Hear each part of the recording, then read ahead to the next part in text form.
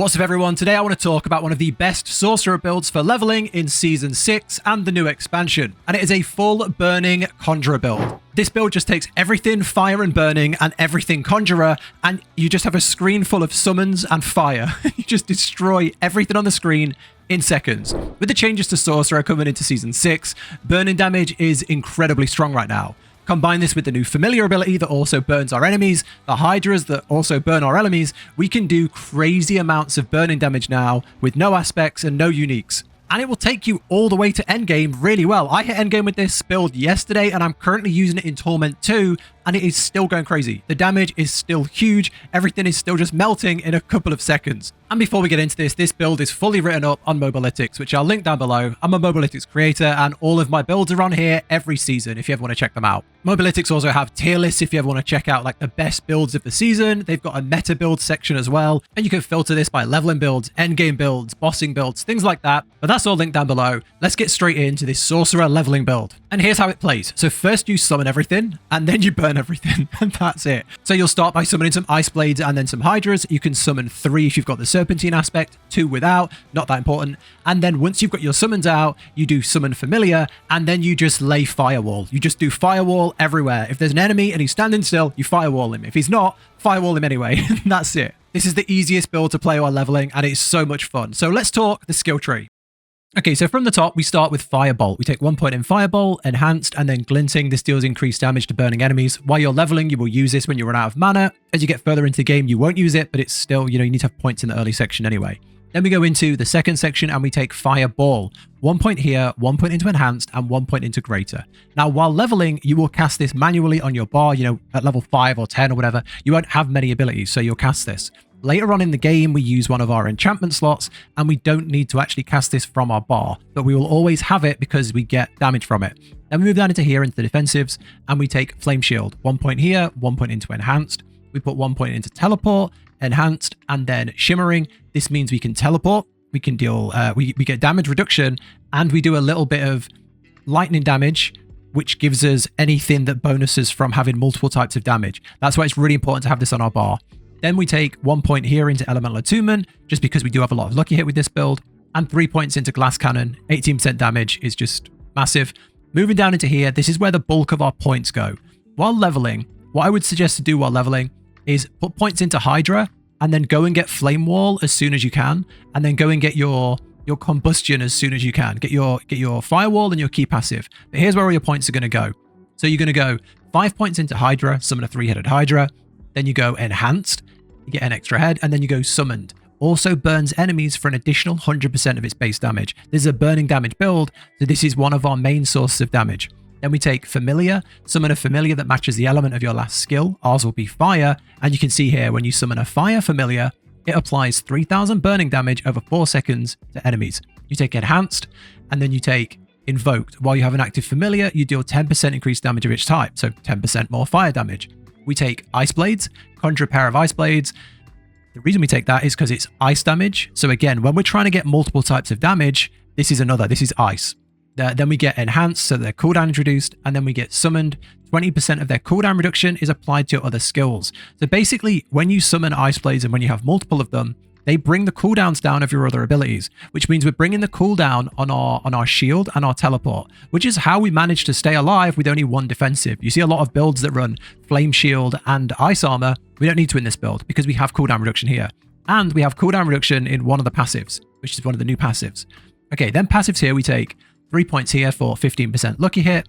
We take points here, gain a stacking bonus for each active conjuration up to 30 stacks. Damage, movement speed, and mana regen. This is massive in this build because we have multiple Ice Blades out at a time, 2 to 3 Hydras, depending on if you have the aspects, and then you have Familiars. It's absolutely huge. Then we take every time you spend 100 mana, gain damage reduction. Again, just making us really tanky as a sorcerer. Coming down into here, the main damage of the build, Firewall. Create a wall of flame that burns enemies over 8 seconds. Then we take Enhanced, enemies take increased burning damage while standing in Firewall, and then enemies continue burning for 3 seconds after leaving. That's why even if they're moving around, like if an enemy's running past you, just Firewall them so you get the tick on them, and they'll still take it for 3 seconds. Then we take the passives here, Pyromancy increased damage, and then 20% increased crit strike against enemies that are burning. Okay, moving down into here, we take more passives down here. Defeating a burning enemy gives you mana regen.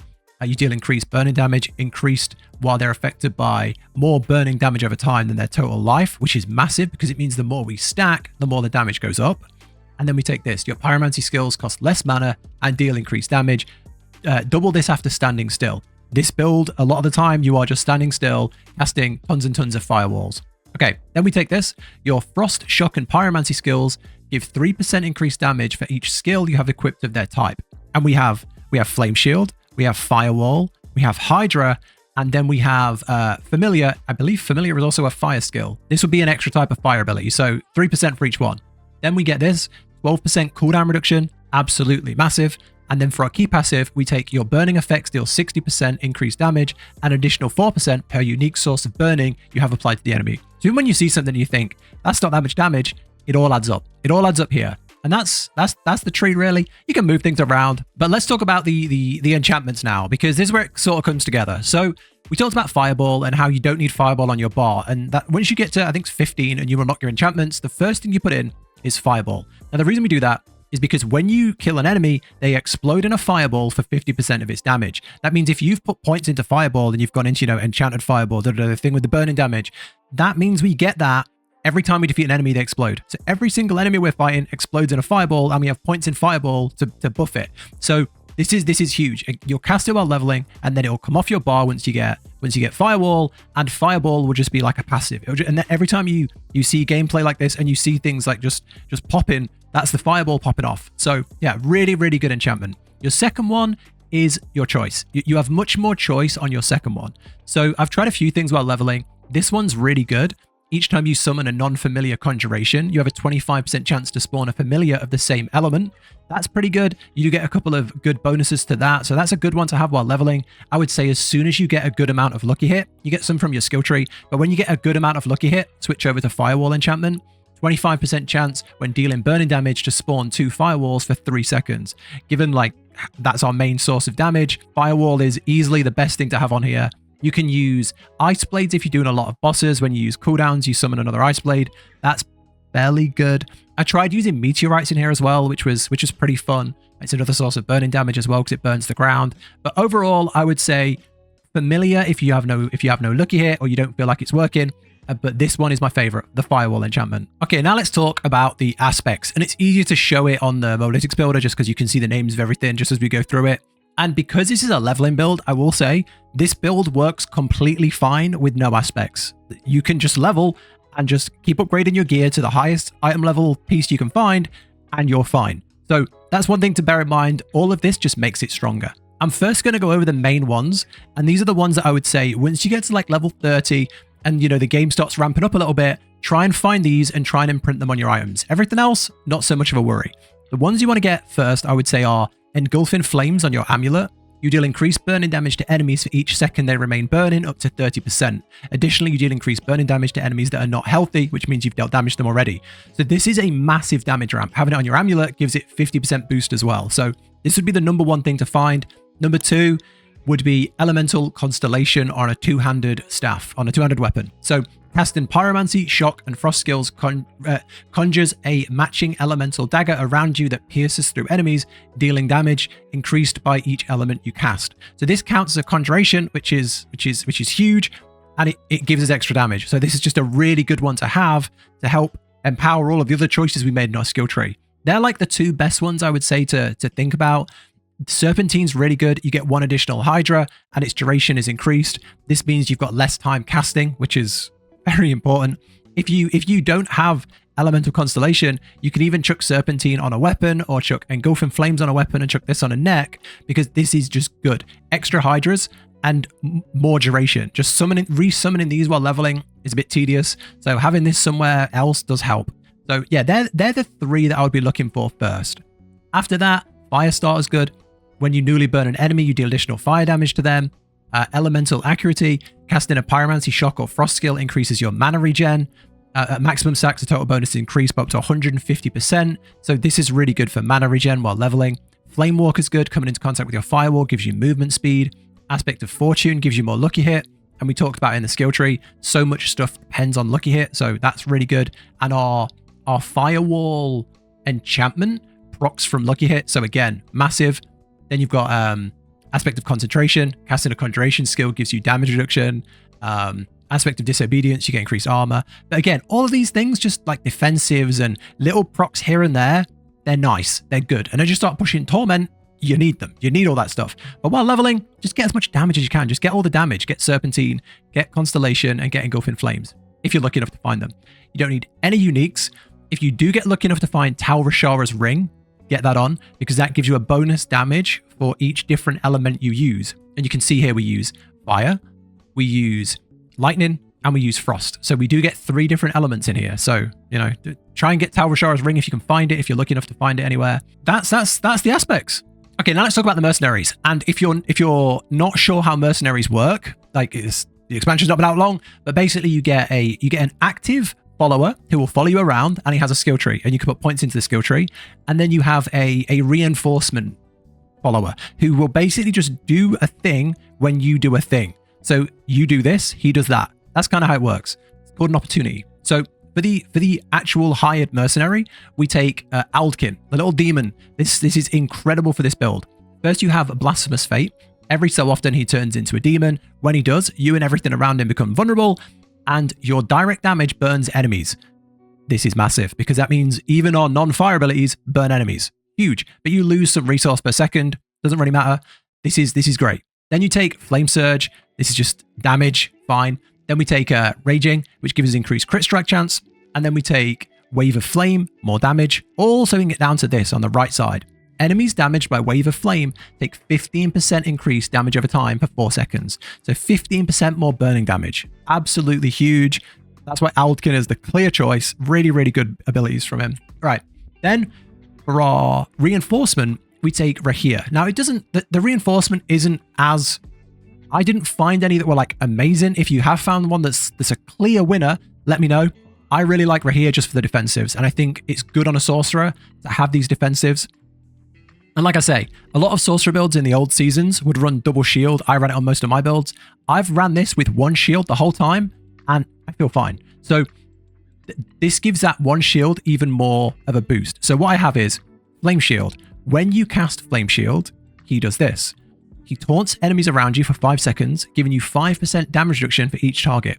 20% damage reduction is massive. That means that when you pop your Flame Shield, you get a massive damage reduction. So they're not going to hit you so hard. And if you do take a massive hit, that's reduced by 20%. Okay, runes and gems. If you're completely new to rune words, the way this works is you have this thing called offering. The top part of the rune word gives you offering when you do a certain thing. The bottom part uses the offering when you've got the offering. So the ones I've gone for is cast a skill with a cooldown for 50 offering, our teleport, our flame shield, that kind of thing. And then the thing that gets used is for 25 offering, we increase our crit strike chance. And this goes up if you've got more of it. So this works really, really well together, and we proc it constantly. Over here, we go cast the same non-channeled skill 3 times in a row. And that is while you're leveling, you've got the Firebolt. You use the Firebolt all the time while leveling, so that gets used. At endgame and while leveling, you'll use Firewall. That will be used 3 times always. When you're in a fight, you'll pretty much just use that until you're out of mana. So you'll proc that a lot. And then you'll also, once you have the Serpentine aspect, you'll drop 3 Hydras. You'll regularly get into a fight and just drop 3 Hydras. You'll also use 3 Familiars to just use all 3 Familiars at once for big burning damage. That procs Meteorites. Now you're going to go, well, you've got no points in Meteorites. Correct. But the way Meteorites work is they drop a bit of fire damage on the ground, a bit of burning damage on the ground, which is an extra source of burning damage. So everything that says, when you have more types of burning damage, that procs that. Also, it looks cool. It's more abilities, it's more damage, more burning damage. It all just works. It works well. But yeah, again, if you found something, you know, I've only day 2 of using this. If you found something that works better, if you've got any ideas, let me know. But this is slamming right now. But yeah, that's the rune words. On the gems, simple stuff. Amethyst for damage over time, burning damage. Topaz for intelligence, and then on all your, jewelry, you take skulls for extra armor. Okay, now I'll quickly talk about tempering and gear. So this is all on the build. As you go down to the gear, you click gear stats. It's all here. I wouldn't stress too much about tempering your gear while leveling. It's not, you're going to be replacing your gear so much, and they've changed the gearing in Vessel of Hatred to the point where you don't go through like Sacred, and that sort of process is very different now. So you'd normally just be equipping the highest level stuff, so you won't be tempering that much. But here's a rough guide if you want to start doing stuff. I started doing stuff around level 50. If you want to start, rolling stats, looking for things with certain stats on, tempering certain items, this is what I'd be looking for. The main things I would be looking to temper on your items would be on your weapon. The weapon is the casted hydras have extra heads. Massive damage. I would go for that. And then fire damage on anything offense. Fire damage, pyromancy damage on anything offense. The main problem you're going to come up against is these books are hard to find. These temper manuals, they drop slow. And while leveling, you probably won't get everything you want. So try and go for things like bonuses to stats, fire damage. Firewall size is really good if you can get the pyromancy innovation. That's just really, really good. It means you can cast a couple of firewalls and cover the whole screen. Armor's useful while leveling, movement speed, barrier generation, all that stuff. I wouldn't stress too hard. Hydra damage, anything in the conjuration finesse tree works well. Hydra damage, familiar damage, all that stuff works well. These are just some things you can look for, but I really wouldn't stress it. On gear itself, intelligence, armor, crit strike and crit strike chance are really good. Lucky hit is really good. Ranks to firewall is incredible. But that's pretty much it. Again, I've put it here, but I don't think everyone was going to use this, and I don't think you really need it while leveling. And similarly, I don't think we need to talk about Paragon boards that much anymore because they've changed leveling and the max level is now 60. And on your first character, you don't get your Paragon board until 60. So on a true leveling build, we don't even need a Paragon board. However, you do get Paragon points very fast. If this is an alt, you will have a bunch of Paragon points. So I've put a rough one together, like a starting point where you can dump, 100 points, 100 Paragon points as you start this build. And I want to try and make a end game version of this. So I'll try and make like an updated version of this. So I wanted to start it. So here's a basic version with 100 points. You start out, you take Flame Feeder, which gives you increased burning damage, which is essential. We move on and we take Torch. We take Torch. So for everything you do, increase burning damage, increase damage in each nearby burning enemy. Really, really good. And we go on the Burning Instinct board. So the Burning Instinct board is perfect because almost every node is damage to burning enemies, crit, damage reduction from burning enemies, and then damage reduction from burning enemies, and then damage to burning enemies. So you can see the pattern there. We go up to here and we get damage reduction from burning enemies, and we get the legendary node. Your burning damage is increased by 10% of your crit strike damage bonus, which is why in the stats I was saying crit strike is so good. So yeah, that's a good start. It's a good start. From here, we'll jump to another node and I jump to another board and we'll start getting more stuff. But yeah, while leveling, if you got 100 points, drop them in here. That's it. It's obviously the first leveling build I've made of season 6 and all the changes. Hopefully I've captured everything. If you want, I try and change this up each season to match the season. We've included Mercenaries and tried to lay off some of the stuff that have changed. But if there's anything you want me to go into more detail on, or anything you think is in too much detail, do let me know, as I'm always looking to improve these. And if you like this style of leveling guide, there's these sort of build guides, do consider subscribing to the channel, and let me know down below if you've tried it and if you like it. Tomorrow I'm going to be dropping a rogue leveling build. I've just finished that in game. So yeah, that's coming tomorrow and more to come. Endgame version of this coming too, once I've got it quite high in the pit and I've tested it further. But yeah, that's it from me. I'm going to stop rambling now. Thank you for watching, and I'll catch you in the next one.